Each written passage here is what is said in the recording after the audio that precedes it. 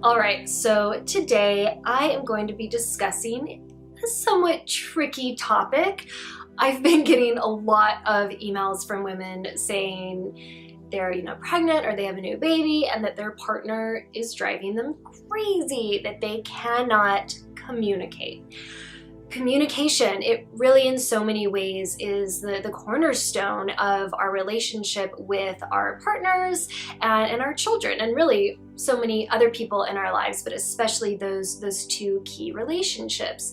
And communication can be so freaking hard, especially when we are exhausted new moms, or we have all these crazy hormones running through us. We're easily triggered. Usually our partners are also overwhelmed. It is a recipe for really explosive arguments potentially, or a lot of passive aggressive behavior. And I am speaking from experience on all of those levels. My husband can tell you I can be passive aggressive, I can be triggered really easily. Like, we have gone through the trenches with so many communication issues, and we still have to work on it every day. Our son is 5, and it is still a daily struggle. But through that time, mainly through my son's school actually, we have learned some really beautiful tools for communication. A lot of it is based on nonviolent communication. I am certainly no expert on it, but today I'm going to talk about a few of the key principles of that, at least my perception of them and how they have worked in our life. I think it's super crucial to begin really looking at how you want to communicate. Look at different communication models. Maybe it's the nonviolent communication, maybe it's something else, but you and your partner together, ideally during pregnancy, to make some ground rules for how you communicate. And you might be great at it now when you're pregnant and maybe you don't have another child and it's just the two of you and you get on great. But setting up ground rules for when you have that baby and life gets more complicated can save you from some big arguments and a lot of miscommunication and feeling misunderstood.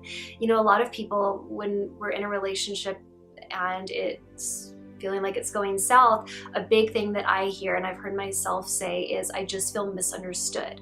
Because that's what we all want, right? We want to feel heard and understood, and like the person that is closest to us really gets us and knows how they can support us, and we know how we can support them, right? Does that make sense? Okay. So, nonviolent communication, one of the biggest things that has helped my husband and I, when we can remember to do this, we are still practicing, is I messages. So instead of doing that thing where you're always saying like, you never pick up your towels and you make me feel like this, and like you, or just like throwing all this blame on the other person, instead of doing that, we try to turn it around, and this can be tricky and it can feel super inorganic to begin with, so just bear with me.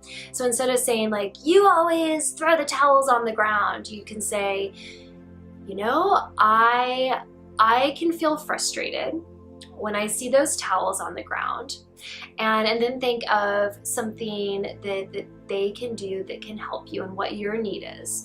And so then going and saying, I really feel like I need you to try to pick the towels up more. Do you think that is something that you'd be willing to do?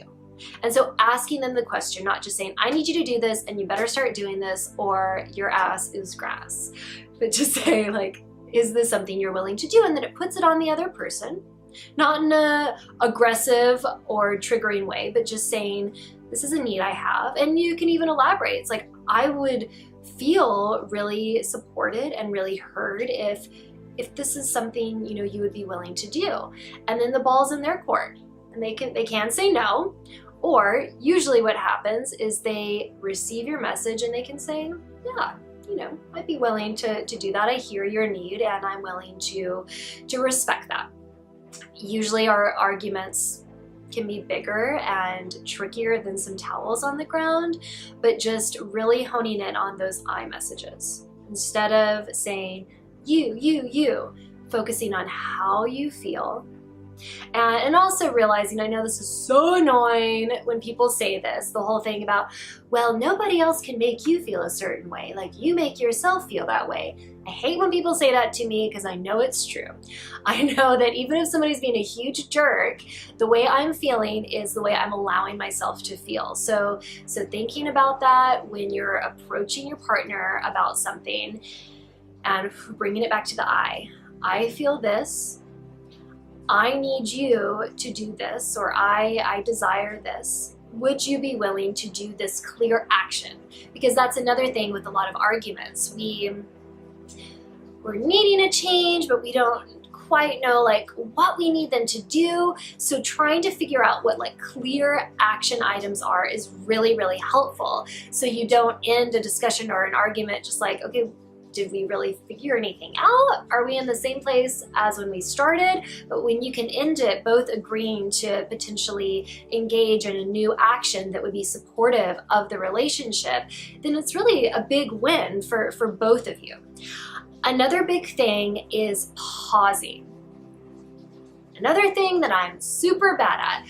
It can be hard to do the I messages when you're just reacting and you hear your partner say something and you snap back at them. I used to do that all the time, and all of my nonviolent communication would go out the window. So again, this feels inorganic in the beginning, but when something is said to you that is triggering, or when your partner maybe does something that irritates you, before you say anything, pause, tune in to what your I message is going to be, and go into the discussion. Sorry, got a frog stuck in my throat. Go into the discussion really intentionally. And if they say something back to you that triggers you, to again pause, and like each time before each sentence that comes out of your mouth, pause and commit to those I messages. And this is why it's so great for, partners to be on the same page with communication styles, because if you're the only one practicing nonviolent communication, man, that discussion can get really tricky. Your partner might start judging how you're talking. It makes you more angry. But when you're both going into it, agreeing and reminding each other, like, all right, let's use the I messages. Also, like reflecting back what the other person is saying. So if a message is given to you, instead of saying like, no, you're wrong, you can say, okay, what I hear you saying is that it makes you feel maybe unappreciated or taken advantage of when I don't pick up those freaking wet towels. No, you don't have to say it like that, but acknowledging what they're saying, and then again, hopefully you can respond with something that is supportive of the conversation. So I hope I didn't go all over the place too much, but again, going back to my recap, I messages, doing lots of pausing, letting them know clearly what you need, letting them know how the certain action makes you feel, connect to their emotions, appeal to their emotions.